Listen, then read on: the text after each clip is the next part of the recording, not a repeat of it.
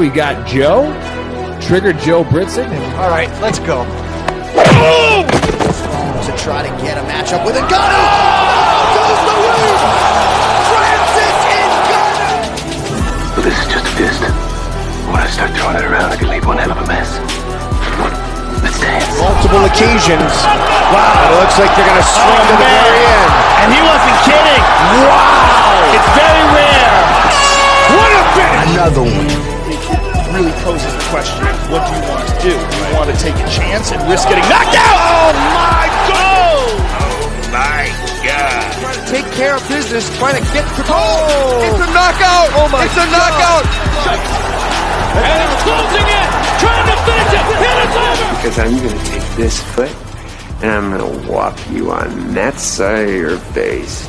There's not a goddamn thing you can do about it.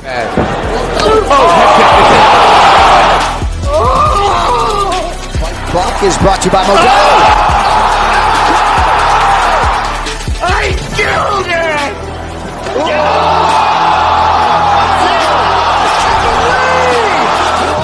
Punch me right in the face, man. And we have a new nickname. Okay, we have William Send It 7 Pearson. All right. Other than that, we used to call him Willie Pete.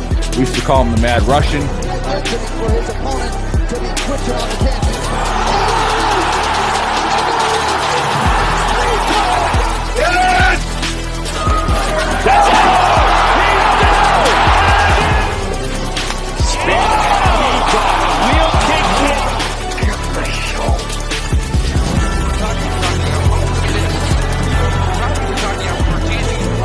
Now you're gonna get it, Bobby!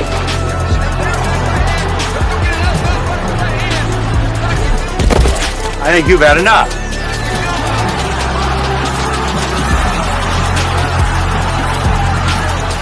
No? Now you've had enough. Bitch.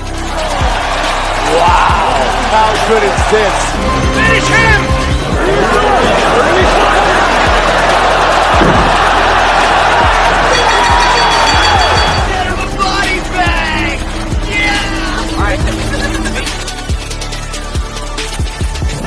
Another one.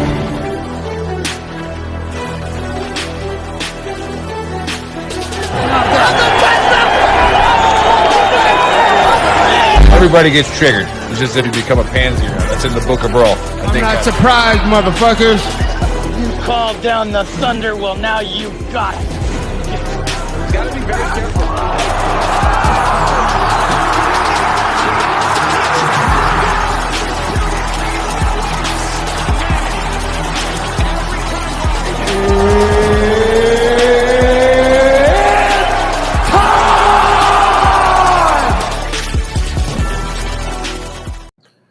What's up, trash talkers? What's going on, Gruntworks Nation? All right, we got all kinds of hiccups there by the freaking fake Asian in the background. All right, I mean, honestly, we haven't done a fight show in 2 weeks, and look what you're doing, Chris. What are you doing back there? Anyways, I had this is a good segue into my opening, which was supposed to not be me being a triggered pansy about my producer sucking ass. All right, so let's just get right after it. Okay, I've been drinking, been flying. All right, been doing downtown Arlington. So let me just ask you. I'm going to pick one of you. Let's go, Joe. All right. Let's say I'm coming to Detroit. All right. Are you going to tell me what we're going to do, or are you going to ask me to find someplace to go in Detroit? No, I'm going to have an itinerary. Yeah, I figured so. So like we're probably going to Slow's Barbecue. I got a couple of golf courses that we're going to barely make it to the 15 tee box on, shit like that. Yeah, I like that. That's a good answer. And then I got another buddy named Justin Gleason. He's an officer. And same thing. He's like, hey, where are we going tonight? I'm like, don't you fucking live in Arlington? I'm like, it took me like 5 hours to drive 10 minutes here. I don't even know where I am. It's like, where are we going tonight? Like, I thought I already did my going. I'm way far away from where I woke up. Ridiculous. But anyways, good to have Sergeant Hulka back. All right. Our big toe. How's the foot doing, Bill? Still broke. Nice. Hopefully next week when I officially sign in, I'll get a surgery date and get this screw put in and get back to running. Nice. And Joe, how are you doing, buddy? How you doing this last week? Oh, good. Other than that parlay we talked about the playoff baseball, the wild card weekend. Oh, I was one of those sad saps with the parlay that was just 6 legs out of 7. Thanks, Aaron Nola, for your 4 strikeouts. You were 1 pitch away from making it really smart. Yeah, before we get into the fights, like I had to, reaffirm my bias that soccer is the dumbest thing on the planet. I went to the El Paso Locomotives game, and it was 0-0 at the end of the game. I get pissed when the Spurs don't score 100 points. That's because you don't get a free taco. Sorry. And I didn't know what was going on the entire time. Yeah. By a scoreboard, right? Just like I am like, yes, I hate this. It is terrible. All right, but I'm watching that. Dave was going to watch the entire show. I'm surprised you knew we were live tonight, Dave. But yeah, so no, don't go rolling around on the carpet like Neymar just because we said something about soccer.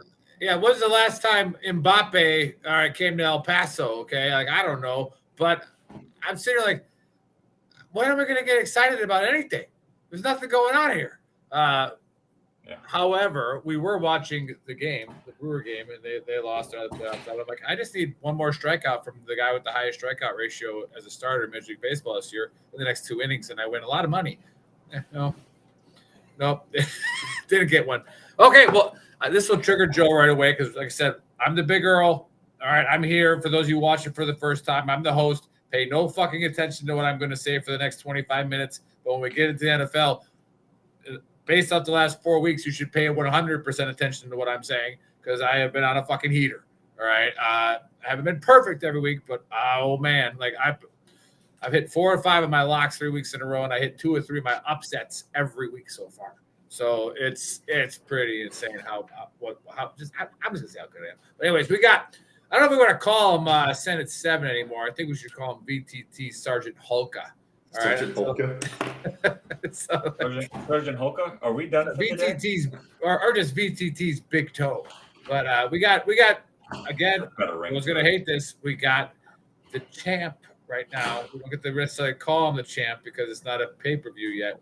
But we got Senate 7 and we got Triggered Joe. Now we've changed our scoring a little bit here to where I pick a fight that these gentlemen and then Stacks. We'll talk about her in a second. They have to pick one fight for points. And I assign them that fight. I text them privately. All right. And then they have to pick it. And no shocker here, I think. But Bill hit a 3-pointer. So oh man, I'll lose to that comfortably. I'm okay with that. That was a nice call. Yeah. Bill hit a AJ Fletcher and Brian battle. That fight could have ended 6 different ways. So to call it round and sub, hats off to you, Bill. That was a good one. That was a solid call. And that fight could have went 100 different ways. Yeah. So right now the score reads Bill 5, Joe 3, Stacks 1. Now at least we got Stacks a point, but I'm picking for Stacks tonight because she's in hiding. Right? She has taken her ball and left the court. I mean, I would have too after picking Michelle Watterson. Yeah, she is. Say Andy Dalton started last week also for some reason. Yeah. Well, I wish Andy Dalton would have started. It would have made more sense. But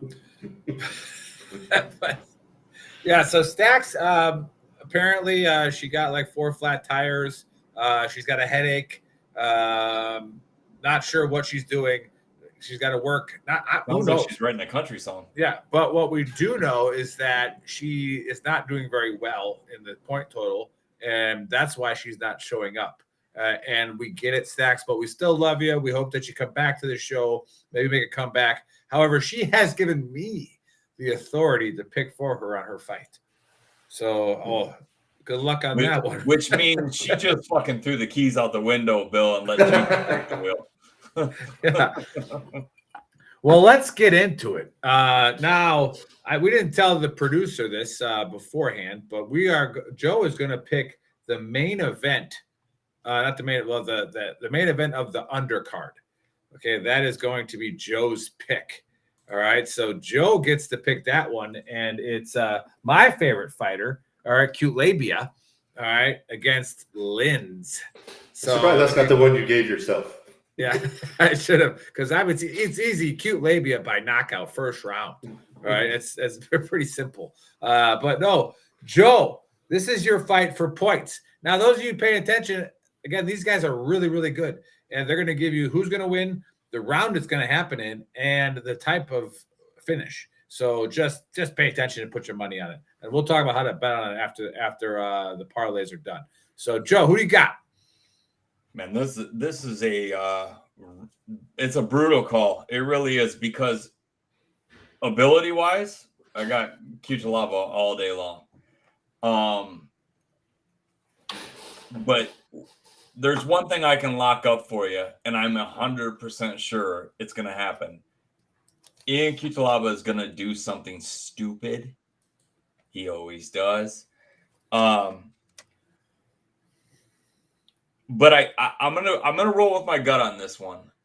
Felipe Linz, he's on a 3-fight winner, but he's fighting older guys his age that are 38, and I'm gonna give Cutelaba one more shot. And we gamble for a reason, but I think that he, coming out of Extreme Couture, they're like, dude, you're 28, you just knocked out Tanner Boser, who everybody said was pretty durable guy. You want to get off the schneid and the 3-fight losing streak you were on. Stop fighting stupid. Use your ability.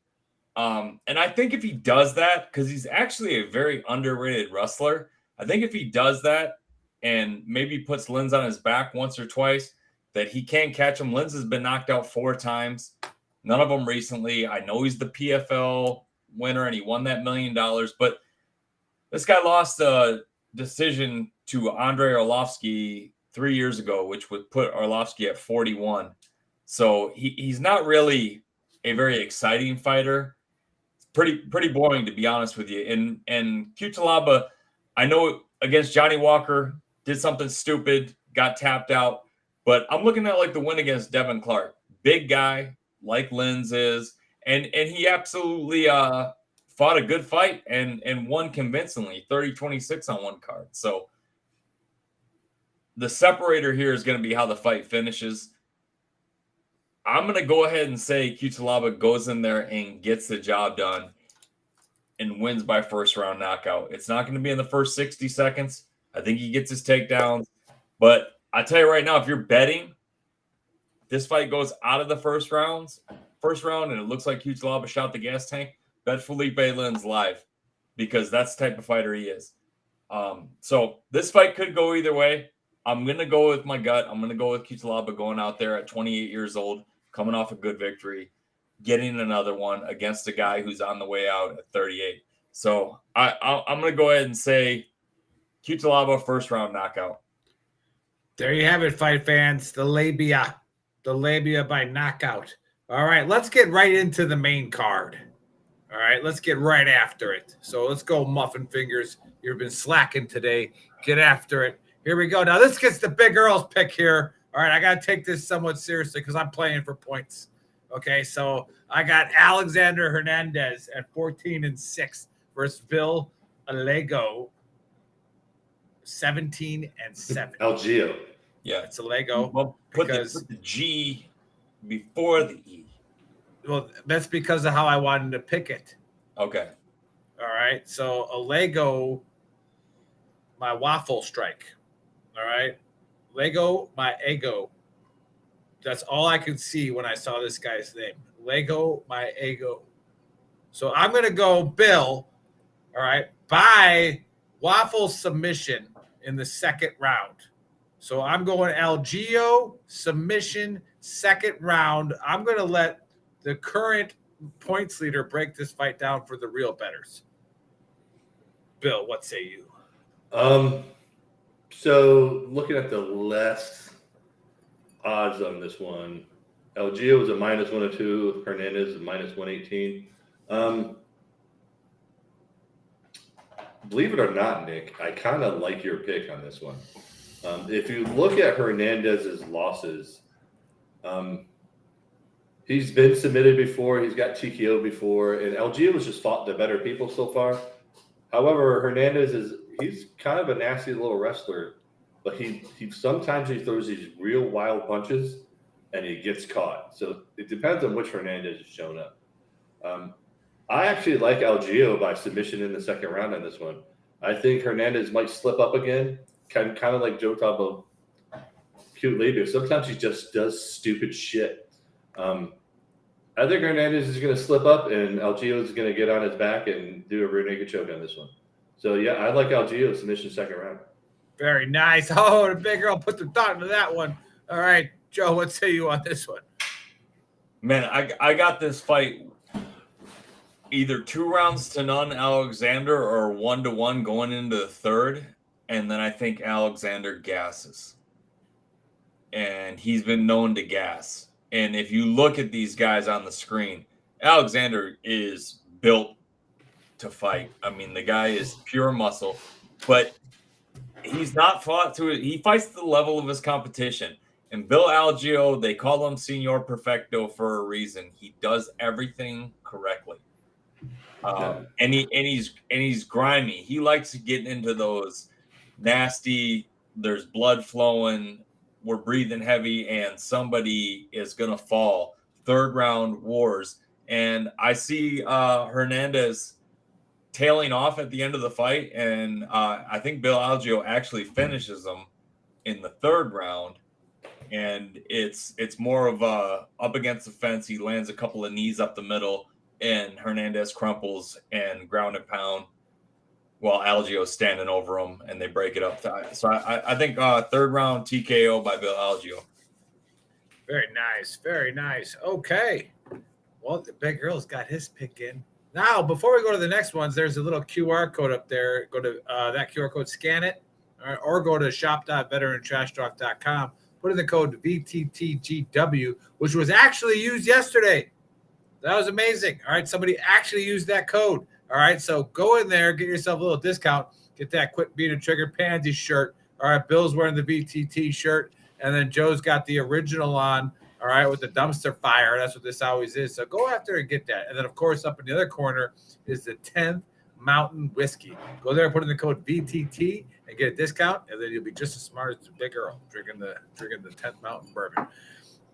Oh, man, here we go. Joe gets to break this one down. We got one of our favorite fighters on here who keeps ducking us. All right, he doesn't care about us anymore. He said he was going to come on the show, even responded on Twitter, and he's being a big baby about it. But we got Drew Dober in this light heavyweight fight. Is it a lightweight fight or light heavyweight? It's lightweight. Yeah, cut a bunch of weight here. Coming in at 26-12. And then you got Glenn at 22-7. All right, I'm gonna go Dober by Hulka smash in the triumphant return of Bill to the fight show. Dober by Sergeant Hulka smash. All right, Joe, what say you? I'm not gonna pick against Drew Dober, especially in a fight with like Ricky Glenn. But like all the sharps and all the people that pick on YouTube, all the people that have shows are like, what is this matchup doing? Why is Drew Dober fighting Ricky Glenn after getting knocked out by Christos Giagos? I don't know. I'm not really sure why. But I will say this. Drew Dober at the weigh-ins looked smaller than I've ever seen him look. And he looks like he's got high cheekbones and he's an Abercrombie model with muscle in the picture. You should have seen what he looked like at the fight. You could have eaten a bowl of Captain Crunch out of his fucking cheeks. They were so sucked in. So, and Ricky Glenn is a true 4 inches taller than him. He looked a lot bigger. But I've seen Drew Dober in wars. He was losing the fight to Bobby Green when he came through and knocked him out. He's not a guy you get out of there quickly. Glenn's not a finisher. I think Dober hits him with a body shot and crumples him. Third round knockout in a fight that's got us ripping our hair out all the way through. Oh, man, yeah. Damian Hilgendorf, my left tackle, says that it's going to be Glenn by submission. All right, isn't Dober like a -400 favorite? -380 the last as of 5 seconds ago. -380. Damian, if you're on DraftKings, if you're MGM is -400. Damian, you have to come on the show and pick against us after that. Yeah, Damian, go ahead and throw $20 on Glenn by submission. Plus, I want to look you in the face and see your response when I say, "Tell me you haven't thrown a lookout block for Nick because he's got a big mouth." Yeah. Oh man, never. See the look on his face when he responds. Yeah, it's fine. I obviously stepped up in the pocket and threw a tutty, so it's not a big deal. It is. But no, Damien, go ahead and throw $20 on there for me, and I'll pay you back if you lose. Not a big deal. All right, Bill, who do you see in this fight? So like Joe, the weigh-in scared me. Dober just looked little. I don't know if it was a bad cut, maybe sick.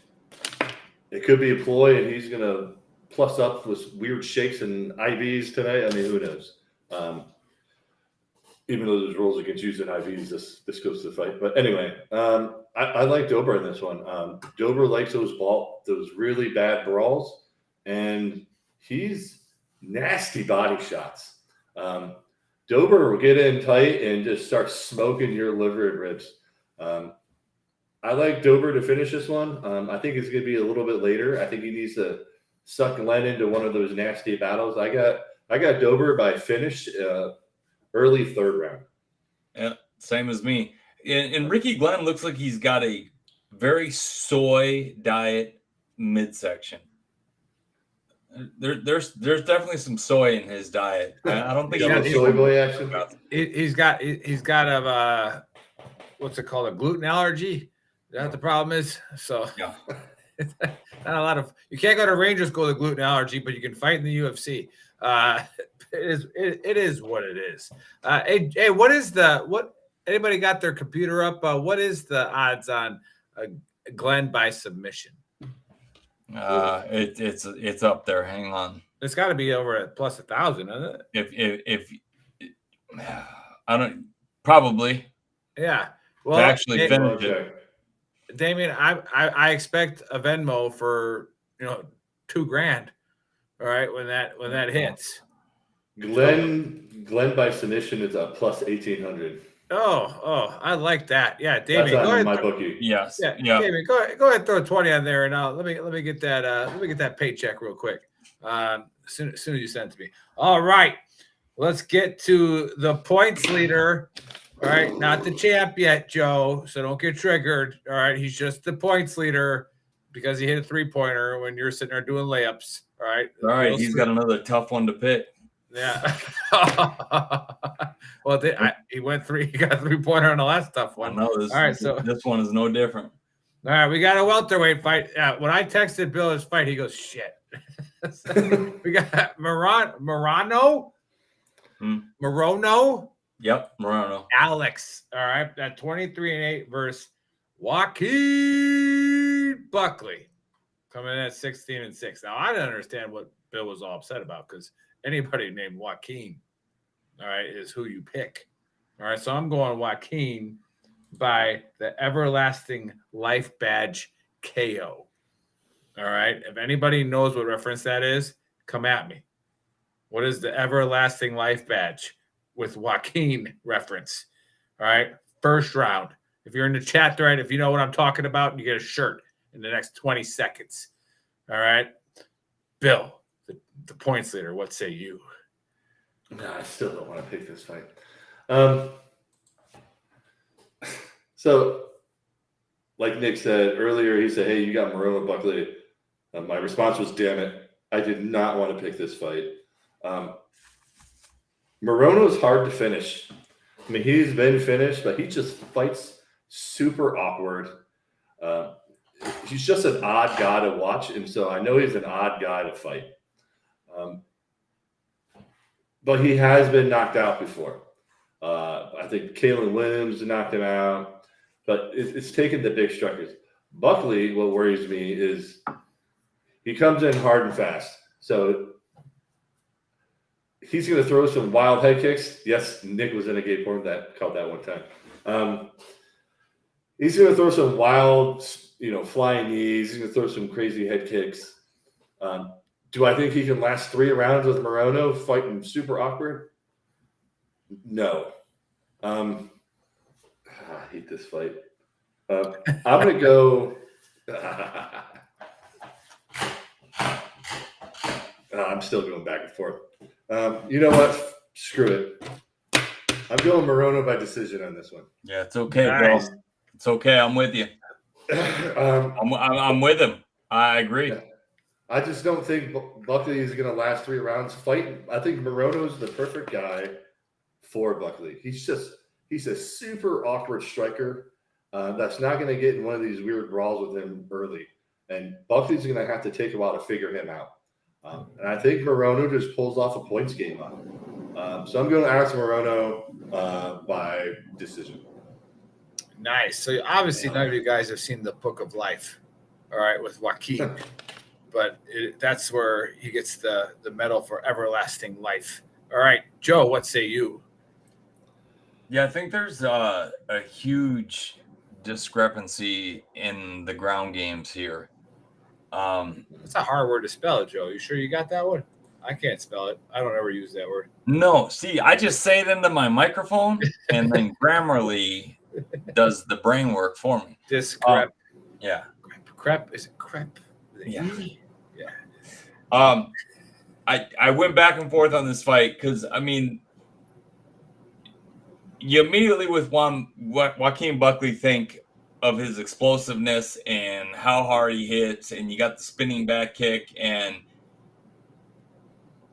he's great at those things, but he almost comes off as like a pure athlete that isn't quite a complete fighter. Alex Morono, look at him. Look at the way he's built. This guy literally, I don't know how many black belts he holds, but it's more than one on the ground.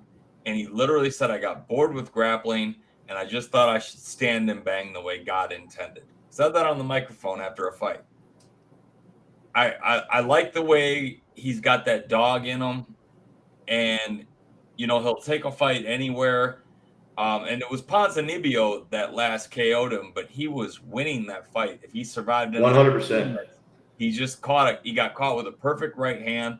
And if he can stay out of Buckley's range, and I do believe the reach will allow that, I think he outboxes him.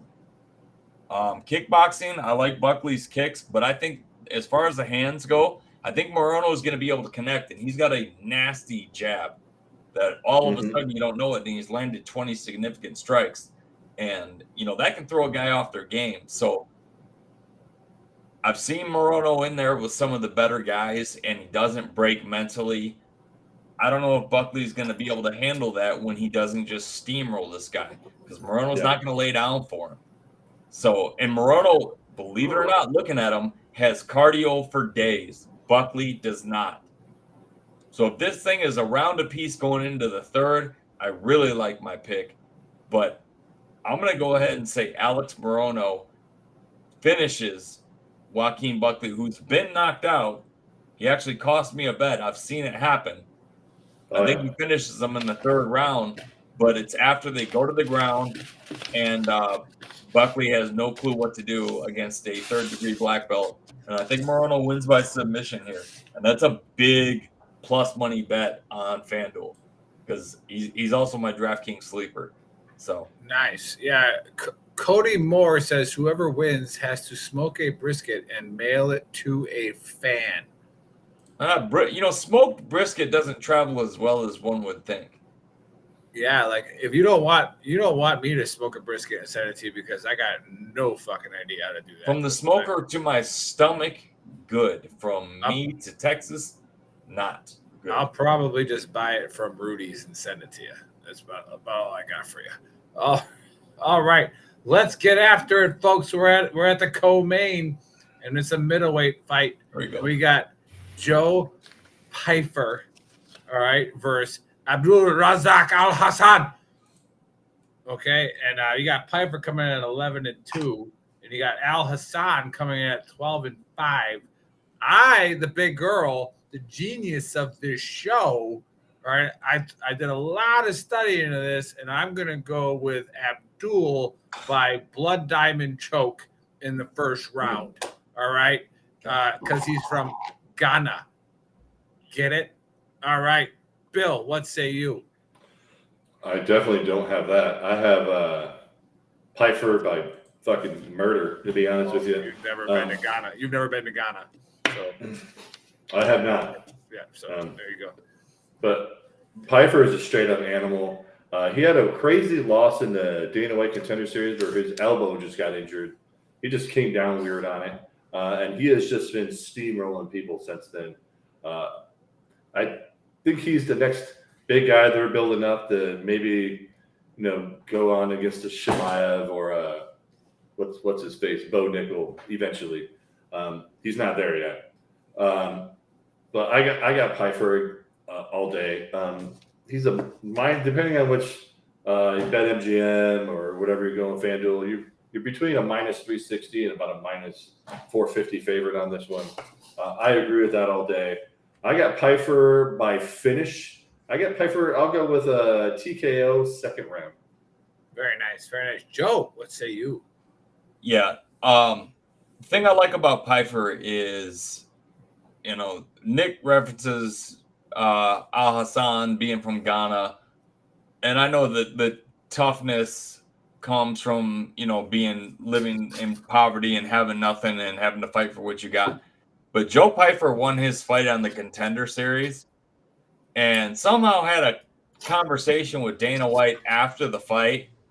Yeah. And Dana White got word that Pfeiffer didn't know where he was going after that because he didn't have a place to stay. He was literally homeless when he won his fight on the Contender Series. And Dana White got the kid somewhere to stay. He comes back, wins by knockout. He fights his way back after losing a fight that wasn't really his fault. Went to LFA, won by knockout. Came back to the UFC, won by knockout. Fought again, won by knockout. He's been a knockout machine. And after one of his last victories, was in tears saying, this is what Dana White did for me, and never said anything about it. And it's like Cinderella Man, if you ever seen with Russell Crowe, which is one of my favorite all-time movies. He says, this time I know what I'm fighting for. And they ask him, what's that? And he said, milk. And Joe Pfeiffer is fighting, he knows that legacy is the difference between him and a normal life. And he has fought like it. He hasn't just won his last three. He's won his last three by knockout. In the weigh-ins, he was easily 4 inches taller than Hassan. The tape didn't lie. And let's not forget, Hassan has 12 wins and 12 knockouts. So this fight's not going the distance. If you're scared that Pfeiffer will get caught and you want to make money listening to this show, bet under a round and a half for minus 200. It's better than betting Pfeiffer money line at minus 450 or wherever he's at now.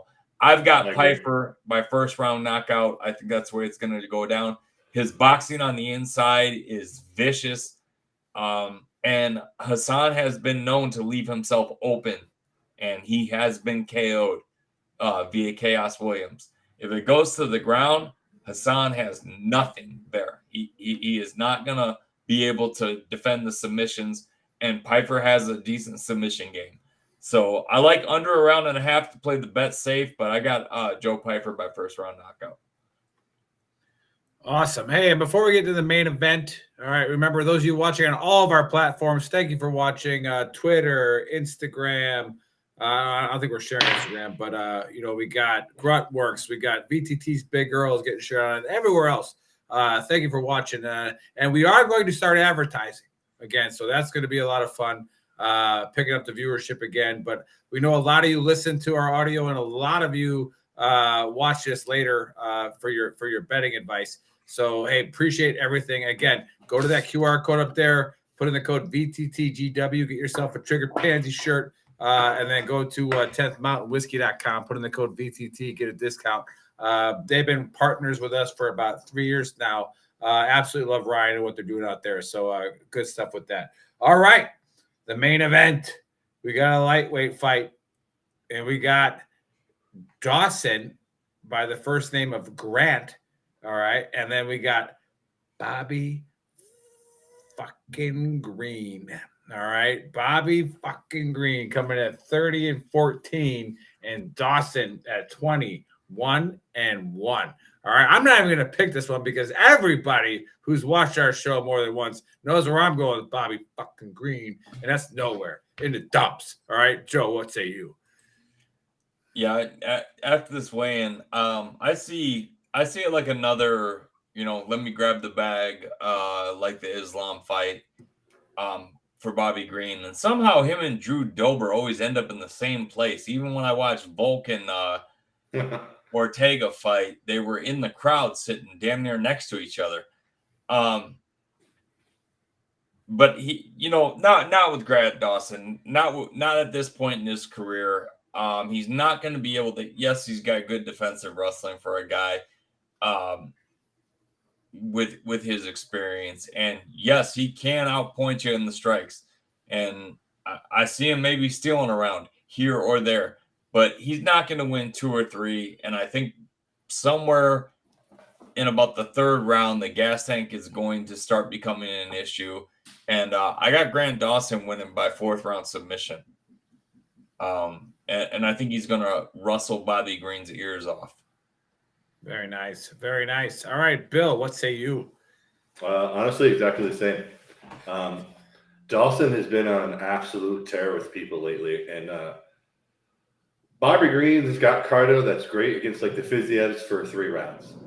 And then wrestlers just have a different type of cardio that I don't think Bobby Green's ready for. I think Bobby Green's going to get taken down a lot, and that's going to start wearing him down. And like Joe said, somewhere around the 4th round, he's just going to be too tired.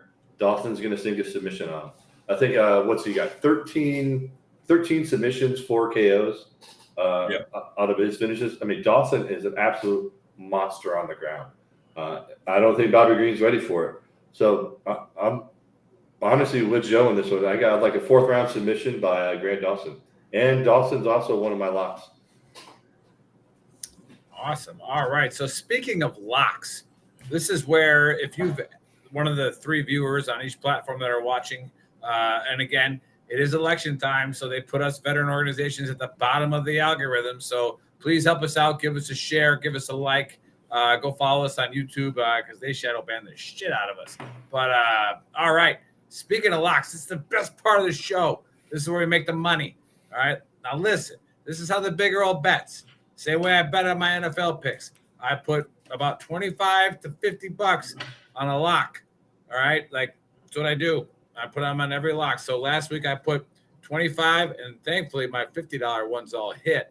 I lost one $25 one, but like I hit those locks and that pays for my $100 parlay, right? $100 parlay pays 900 to 1,000, depending on what it is. So it's like cover your parlay. And if you have a bad week, you lose 200 bucks. And then disclaimer, if you don't have any money, don't gamble. All right. Don't do it. All right. It's not smart. Just don't. That's not what we want you to do. But if you do like to partake in a little bit of exciting gambling, we're here for you. All right. Let's stay with Bill. Give us the locks, the parlays, and the DraftKings sleeper. All right, I'm going to kind of give you a weak parlay tonight, but if you follow Send It 7 on Facebook tomorrow, I'm going to give you a couple other parlays to play with. There's a couple fights that are scaring me in the prelims. I want to rewatch the weigh-ins. I'll be posting 2 other parlays tomorrow, but my locks are Dawson and Pfeiffer. My parlay, a little bit out of order. I got Dawson, Pfeiffer, Dober, Murata, which is one of the female fights on the prelims, and Munoz. DraftKings sleeper, as you heard earlier, is Morono, and another DraftKings sleeper you can throw in there is a guy named Manis. Pretty safe DraftKings sleeper on there. He'll get you points anyway. So yeah, Dawson, Pfeiffer, Dober, Murata, Munoz, DraftKings sleeper, Manez, Morono, and locks are Dawson and Pfeiffer. Very nice, very nice. Yeah, go follow VTT Senate 7. He has the weakest following of anybody with VTT in front of their name. So go out there and follow Senate 7. All right. Now, obviously, when he gets out of being the Chow Hall guard at Fort Sill, he can start. He can start working on his following a little bit more. But all right, Joe, locks, parlays, DraftKings sleeper. Same locks, Grant Dawson and Joe Pfeiffer. My DraftKings sleeper is Alex Morono. Also, like Bill said, with Nate Menes over Mendonca or Mendoza, however you want to say it, if it gets out of the first round, live bet Nate Menes. Because that's the only time he loses the fight. That guy's going to come out of the gate like Cutelaba trying to knock his head off. And Nate Menes is the type of guy that's not going to get tired. So if it gets out of the first round, live bet him. I'm going to go from the bottom up with my parlay. I like Montana De La Rosa's wrestling over JJ Aldrich in the first fight.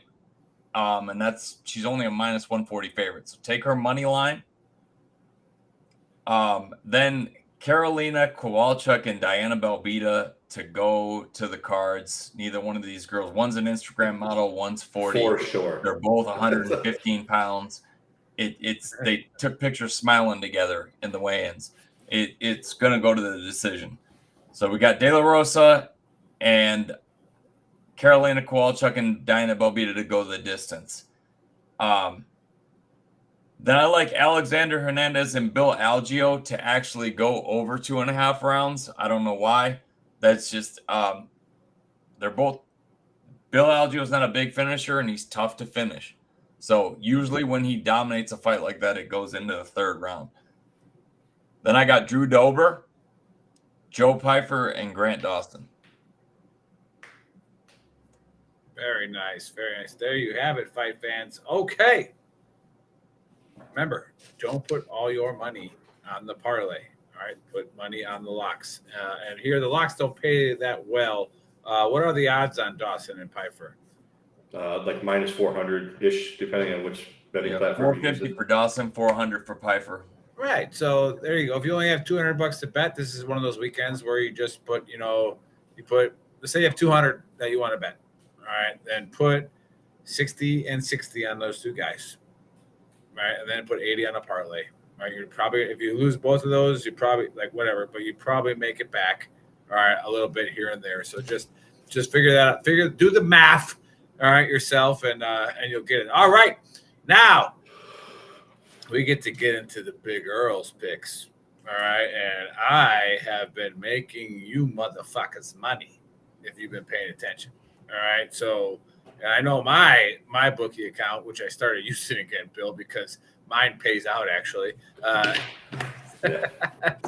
Started using mine again, even though I hate that stupid company. All right, been using them, and my account has been going up every weekend.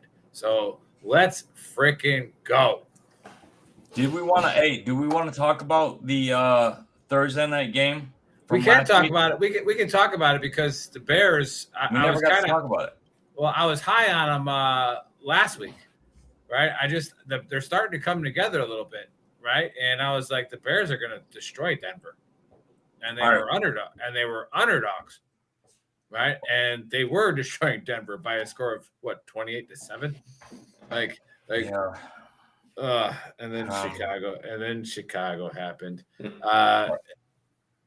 It's almost like they're becoming the Detroit Lions, right? Where it's like. They're just going to do something stupid here and lose. But then they come in Thursday night with the power of Dick Buttkiss, God rest his soul. All right. And they dominated a team that took the NFC champions from last year to overtime the week prior. Mm-hmm. So, I mean, it's the NFL, man. When you get matchup problems, like DJ Moore had 230 yards and 3 touchdowns. Yeah. That's a college game. That's not NFL. That's a Julio Jones stat line. Yeah. 50 of them on a guy whose eyes got a little big for his stomach going for a pick. But yeah, once again, we'll start off the NFL week singing the national anthem in a country that we won our independence from in Tottenham with the Jacksonville Jaguars going up against the Buffalo Bills. At 9:30. Yeah, This one's tough because Buffalo at -5.5 and a 48.5 over under. Yeah, this one's tough because Jacksonville hasn't traveled. They stayed there. And I said that last week. I was like, you got a little jet lag from Buffalo. You got no jet lag in Jacksonville. All right. However, I'm still going to lock this game up for Buffalo. I think Buffalo's going to absolutely smash Jacksonville. Smash them. Yeah, it feels like Buffalo's trying to put everybody on this. Like, hey man, you guys keep talking about us like we're gonna choke. And yeah, the only upset I lost last week was Miami, as far as didn't cover the spread. Chicago still covered, even though I lost the bet. Miami didn't cover, but I also said the over was very sexy in that game. That was what my lock was, the over of that game, and I think they had the over in halfway through the second quarter.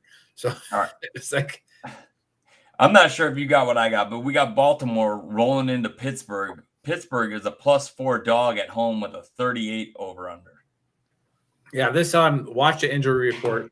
All right, if Mark Andrews plays, then I got to go Baltimore the lock here. But if he doesn't play, just go Baltimore. All right, we got Carolina coming into Detroit, and Detroit owes them one from last year. Detroit is a 9.5-point favorite with a 44 over under. Yeah, I'm all. We talked about this last week. I'm all about Detroit. I made him a lock 2 weeks in a row, or 1 for 2 on them. I'm not going to lock him up at 9.5 though. No, me neither. I don't like it. I'm not going to do it. I don't like that spread. However, I do see Detroit blowing this game out in the first half and getting up on them big. But yeah, I like Detroit here. All right, we got Houston going into Atlanta. Atlanta is 1.5-point favorites at home with a 41.5 over under. I'm going to keep riding this Houston train. I was going to say, here comes the upset pick. Until somebody knocks me off of it. All right. Like, Houston is absolutely phenomenal against the spread. Atlanta coming off a bye week though. Right. So definitely they're not going to get shocked by Houston. CJ Stroud, right, is playing phenomenal. Like, phenomenal. He really is. Yeah, like, he's got the right attitude too. He's saying all the right stuff on the microphone. Yeah. I mean, I'm going Houston with the upset here. You're not an idiot if you pick Atlanta to win by 1.5. I wouldn't yell at you. I wouldn't argue with you, but I'm going to keep betting Houston until I lose. Yeah, we got New Orleans going into New England. This is a pick'em game with a 39 over under. Yeah, I am. Oh, Mike Shea says, go Bills. Yeah, absolutely. They are doing well. Yeah, I wouldn't, as we used to say back in the day, I wouldn't touch that girl with your dick and him pushing. All right, I'm not touching this game. Yeah. Period. No idea. I have no idea here. All right, we got the New York Giants going into Miami. Miami is a 12.5-point favorite. And a 47.5 over under. And if you watched any of that Giants game the other night, how could you have any confidence in that team? They couldn't have looked worse than they did in that game. What, they give up 11 sacks? Oh, yeah. Fuck, he had no time. None. And not to mention, when he did have time to make a decision, it seemed like he was off his game altogether. Now, I had Seattle to win that game, but I had him to win in a little bit more points scored and a bit of a 35-21 type game. And the Giants didn't even sniff the red zone. Yeah, I think I had that team in a lock last week. But Miami, anytime, like I said, anytime in the last 3 years, an NFL team has been favored by more than a touchdown, they usually win. All right, like by that spread. So, Jesus. Again, Jalen Waddle was banged up last week. That's a big deal because if Jalen Waddle's healthy, you have to single cover him or Tyreek Hill. Yep. And the Giants might not have Barkley either. So, yeah, I'm with Mike Shea on this one. Miami is going to just absolutely match New York. I agree. I'm just not putting the big Earl seal on a lock on 12.5 on this one for some reason. But again, I wouldn't yell at you if you did. But I like that. Yeah, Miami big time. All right, we got Tennessee going into Indianapolis. Indy is a 2.5-point home dog with a 43 over under. I don't get that. I don't get the home dog here. Again, Richardson, if he's playing, right? If his head not friggin' scrambled eggs yet, all right, they're a really good team. And they have a really good offense. So I'm going to go upset alert here. Colts upset big time. Okay, I may be on Mind Melt with you here. Break up Vince Vaughn, fantastic comedy. But maybe on Mind Melt with you here. I'm gonna go ahead and say you might go back-to-back upset picks. We got Cincinnati going into Arizona, and Arizona is a 3-point home dog with a 44.5 over/under after they just kicked the shit out of the Cowboys a couple weeks ago at home. Yeah, I don't like that though. I just have a feeling Cincinnati is going to hit their stride. Oh man, right? Joe Burrow has been playing not healthy. Right. Can he get healthy with that injury though? Is he healthy? That's what I'm saying. Can he get that way between weeks and still playing? And I like what Jamar Chase, when they asked him if he felt like if he's he's like, are you open on a lot of plays? He goes, I'm open on every fucking play. Right. So Jamar Chase said. So if you have Jamar Chase in fantasy pick, Joe, I don't disagree with you with an upset pick here, but I like Cincinnati in that game. I just think they're gonna I think they're gonna break out here. This is where they come together. All right, we got Philly going into LA. The Rams are a 4-point home dog with a 50.5 over/under. I like the over in that game. So do I. I love the over in that game, and I also like this upset here. I like the Rams money line. All right, Cooper Kupp has been reportedly about to play. All right, and that running back that they got there, that Williams, that's a special kid. Yeah. That the Rams have. Won me a DraftKings single week tournament. And again, Philly just not looking sharp. They're winning, they're not looking sharp. Got took to overtime by a team that just got blown out by the fucking Bears at home. Say no more. KC going in to play the Vikings in Minnesota. Minnesota is a 3.5-point home dog with a 52.5 over/under. Yeah, speaking of a Rams running back, you got Akers should be in the starting lineup for this game for Minnesota after a couple weeks of practice with him. But lock KC up again. And you know why? You know why I lost KC's lock last week? Do you know what Patrick Mahomes did? Did anybody watch that game? I got a big problem with betting right now. Some shitty reffing, by the way. Oh, big time. So Kansas City's up by 3. Patrick Mahomes breaks the pocket with 2 minutes left and slides down at the 1-yard line when they were favored by 8. And I'm sitting there like, you motherfucker. Because he's playing smart. Tell me what else is smart. Going up by 2 scores with 2 minutes left. I hope that slide hurt your leg. I should have never left that pocket with that missed holding call.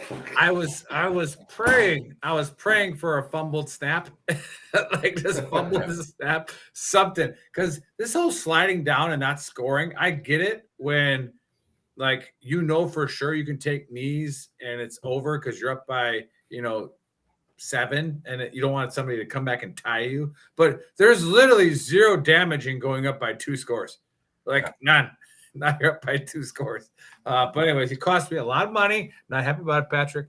All right. And you know what? Your wife wasn't too happy either with Taylor Swift getting all the attention. We got the pictures. We see the videos. Tell me you haven't seen some of the pictures of fans with a Fletcher Cox, a Travis Kelce, a DeAndre Swift. Are you getting where I'm going? No, yeah. Okay. Kelce, Cox, Hurts, Swift. We got time. You guys got a second. We got to talk this conspiracy here because we don't have a trash talk hour on Saturday because of the holiday weekend. Are Kelce and Swift actually dating?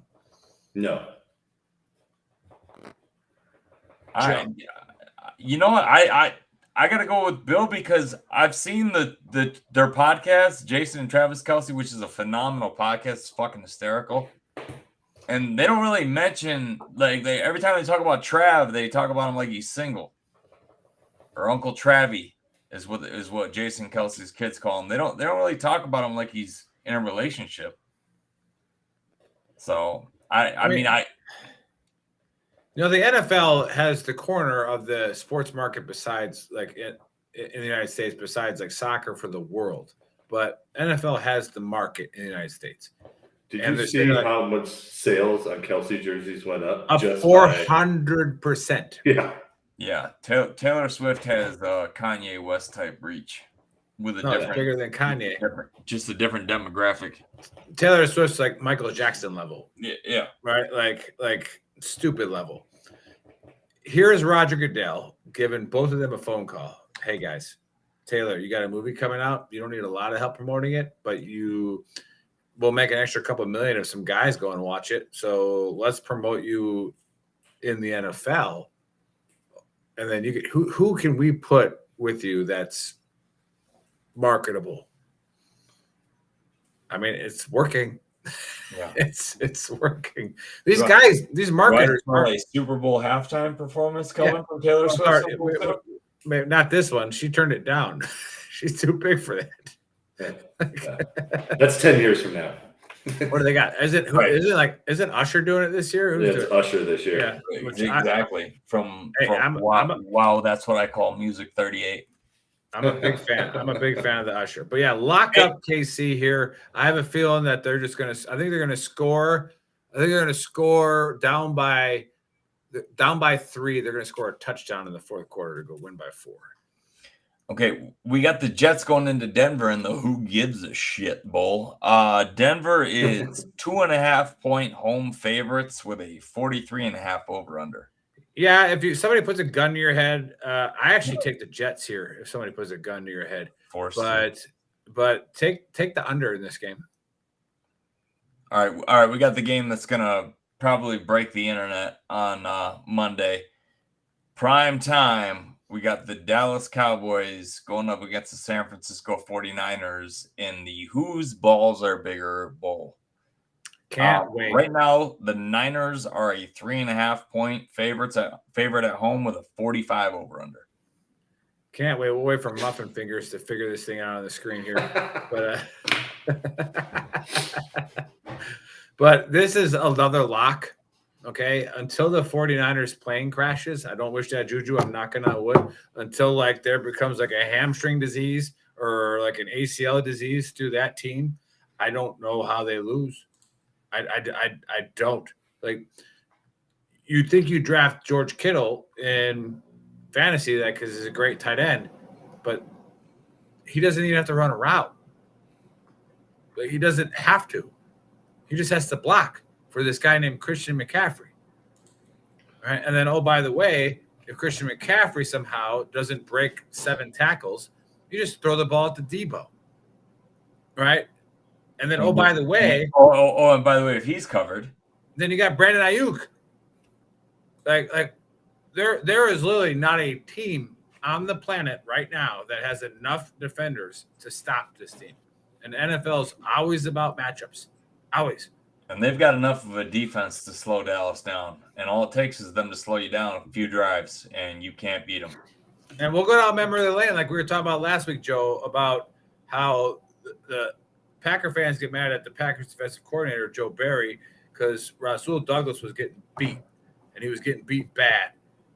Barry found a way to put him on a tight end, and Laporta still beat him. Mm-hmm. Right? Like, it's not the defensive coordinator's fault when he gets the matchup that he wants. Like, that should be a pick 6 when you got a quarterback throwing at a tight end guarded by a cornerback, right? Like, that should be a pick, right? Like, all day, every day, unless it's like on the goal line, like whatever, the jump ball. But I don't see how you match up against the 49ers. Like, how? Yeah. Micah Parsons has to play the game of his life and kill 3 quarterbacks. Like, that's probably the only way. So I'm a lock in this. I'm locking this big time. The Niners, I think, are going to roll Dallas. Like, and I've channel his inner Alvin Mack. And I've been high on Dallas for 2 years.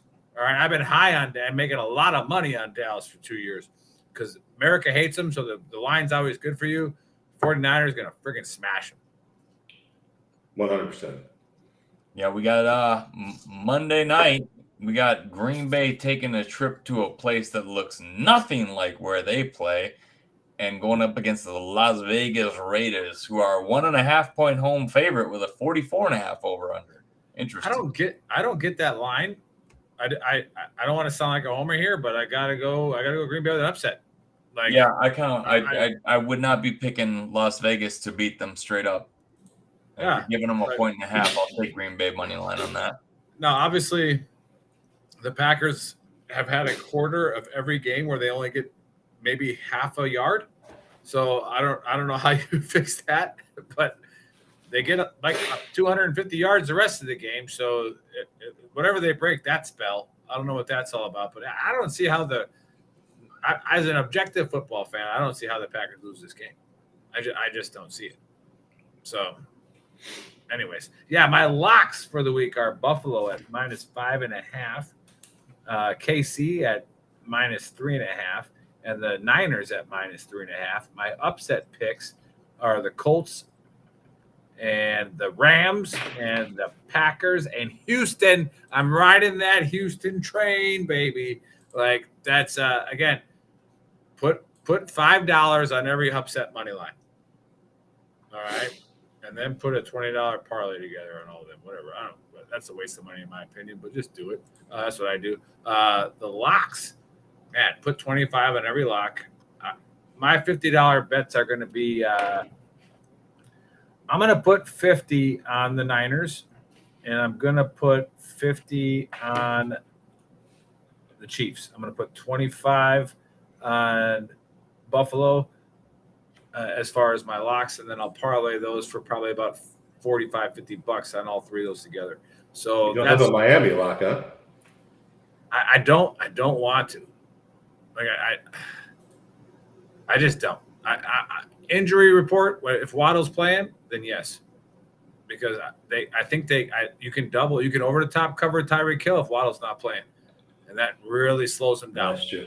So that's what you saw. Yeah, Waddle played against Buffalo, but they knew he wasn't freaking. They knew he wasn't 100%. But like I said, Waddle's 100%. You can't double team anybody there. But all right, there you have it, fight fans and NFL fans. We are done. Now to the best part of the show, where usually I talk about what we're doing on the Veteran Trash Talk Hour on Saturday. We don't have a show tomorrow, but what we do here at Veteran Trash Talk is we promote veteran-owned businesses, causes, anything. All right, anything that's helping our brothers and sisters, we promote you. All right, so if you have a business, you have a book, all right, you have a cause, you work for a nonprofit, all right, email me, Big Earl at veterantrashtalk.com. We'll get you on the Trash Talk Hour. We don't care how boring you think it is, how dumb you think it is. All right, we're going to promote you. All right, and you never know who's watching, listening, that's like, yeah, I can get behind that. And then you get a follower and you get some sponsorship money. But anyways, speaking of getting behind, all right, we absolutely love the organization that Bill always stands up for. He's got two now, but yeah, again, we still love this one. We'll keep loving it until they prove us wrong. So, Bill, the floor is yours. Absolutely. Again, GoStarTeenAdventures.org. Please go there. They have actually won awards for the most amount of money going directly towards the nonprofit, which is gathering Gold Star kids. Used to be just military, but they expanded it to first responders as well. They take all the Gold Star kids, they bring them together throughout the year and take them on scuba diving trips, hunting trips, leadership camps, and they'll follow them all the way up through college. And really, it's another way to get all these kids together, remember, and remind them that we haven't forgotten about them. You've heard me say it 1,000 times. You always hear RIP, Till Bahala, on all the brothers and sisters we have lost, but nobody ever talks about the families left behind. This organization takes all the money and spends it directly to these kids throughout the year. So please go to GoStarTeenAdventures.org. The second one is slowly expanding throughout the U.S. Wear Blue, RunToRemember.org. Kind of the same concept. They bring these kids together throughout the year. They assign them sponsors. A lot of them are active duty sponsors, but it's they get them ready to run 5Ks and 10Ks, and sometimes there's some hikes as well. And it's just another way to remind these kids that they're not forgotten. So once again, GoStarTeenAdventures.org and Wear Blue, RunToRemember.org. Very nice. Yeah, no Trash Talk Hour, but I am excited because in 2 weeks we have Sergeant War Dog coming on from Disgruntled Vets. He's hilarious, so I can't wait to have that guy on the show and talk and go through what he's been doing. All right, well, we will see you guys next week, and happy betting.